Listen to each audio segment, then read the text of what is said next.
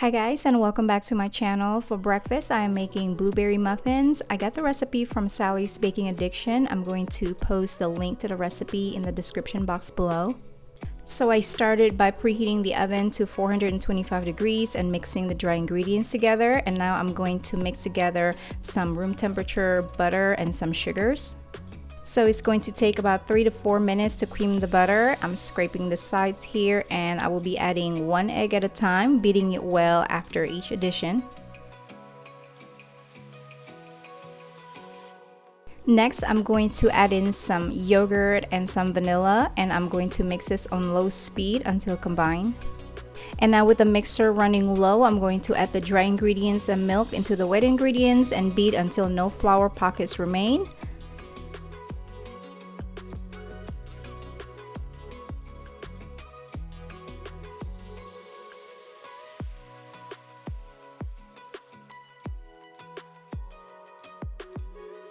Lastly, I'm going to add 2 cups of fresh blueberries. You can also use frozen blueberries if you like. And then I'm going to spoon the batter into liners, filling them all the way to the top. Here I'm just making some crumbs to put on top of the blueberry muffins, and it's different than the one in the recipe. I have 2 tablespoons of sugar, 2 tablespoons of brown sugar, 2 tablespoons of all-purpose flour, some cinnamon, and 3 tablespoons of cold butter that I've cut into small pieces. I started with a fork, then I just ended up using my fingers to cut the butter into the dry ingredients until it resembles a crumb-like mixture. And I'm going to distribute this evenly on top of the 12 muffins and bake per the blueberry muffin recipe. While the muffins are cooling off, I am going to make some honey cinnamon butter spread, and this is optional, you don't have to do this. Here I have 1 stick of butter at room temperature, 2 tablespoons of honey, and about a teaspoon of cinnamon, and I'm just going to mix this for about a minute until it's nice and fluffy. I really love this honey cinnamon butter spread. You can use it for everything pretty much: bread, toast, dinner rolls. I even like to put it on top of some pancakes, and look how nice and fluffy that is. And here's our breakfast.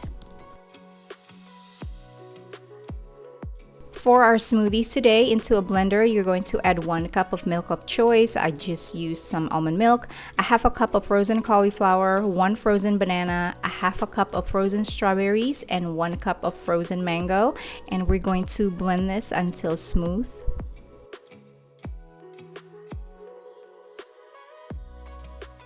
I think I'm going to end up adding some pineapple into this next time, and here's their smoothies. So for lunch, I decided to make some chicken wings. We weren't really that hungry, and I had some chicken wings that needed to be used.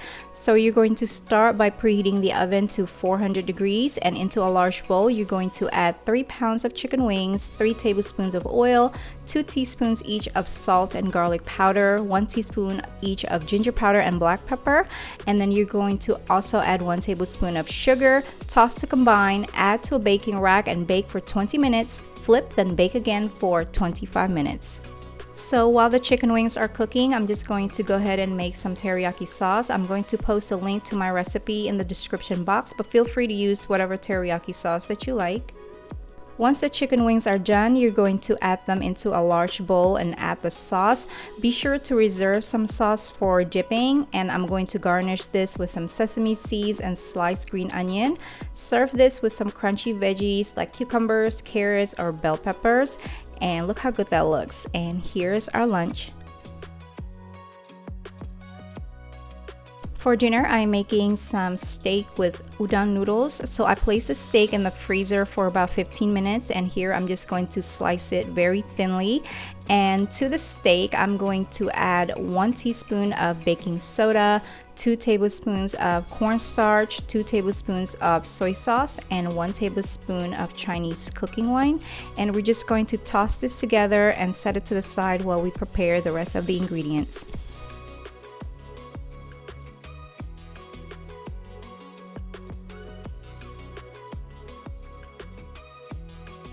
Next, I'm going to make the sauce. Here I have a half a cup of chicken broth, a 1/4 cup of soy sauce, 2 tablespoons of dark soy sauce. You can also use oyster sauce, 2 tablespoons of some Chinese cooking wine, 2 teaspoons of sugar, a 1/4 teaspoon of Chinese spice powder, a 1/4 teaspoon of white pepper, and about a teaspoon of cornstarch.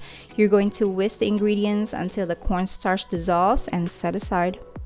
Next, I'm going to slice some green onion for a garnish, some garlic, about 6 cloves, minced, some ginger cut into thin matchsticks, and for the noodles, I'm using udon noodles. Feel free to use whatever noodles that you like. You can even use spaghetti. And now we are ready to cook. Add some oil into a hot skillet. Then you're going to cook the steak about 1 to 2 minutes on each side. And be sure that you cook this in 2 batches to get a good sear. Next, you're going to remove the steak from the pan, then add the garlic and ginger. Cook for about a minute or until fragrant. Add more oil if necessary.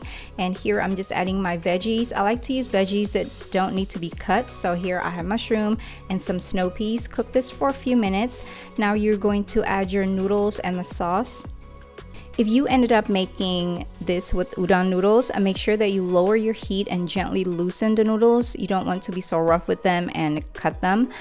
And after about 3 to 4 minutes, add your steak back in there with some mung beans. Toss together and cook for about 2 minutes.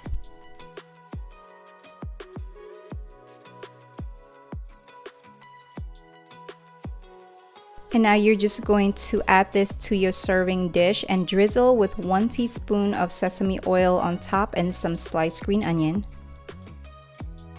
We really like this dinner, and I made enough just so that we can have a little bit of leftovers the next day. And here's our dinner. For our dessert, I made some banana pudding. I made this the day before because I like for it to sit in the fridge for at least 6 hours after I make it. So I have always made my banana pudding similar to this, and I ended up learning that this is a Magnolia Bakery recipe. I'm going to link the recipe in the description box below. This is a really good and solid banana pudding. And I pretty much followed the direction, except I added some powdered sugar into the whipped cream. The direction did not say that, but I want it to be a little sweeter.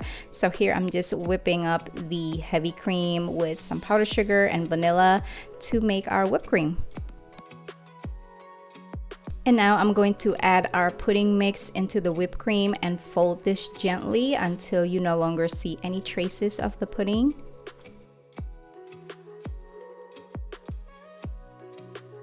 I love banana pudding, and I could literally just eat it like this without the bananas or the wafers. Here I'm just going to add it to our big bowl. So I'm going to add 1/3 of the mixture and then some banana slices and some vanilla wafers, and I'm going to repeat until I reach all the way to the top.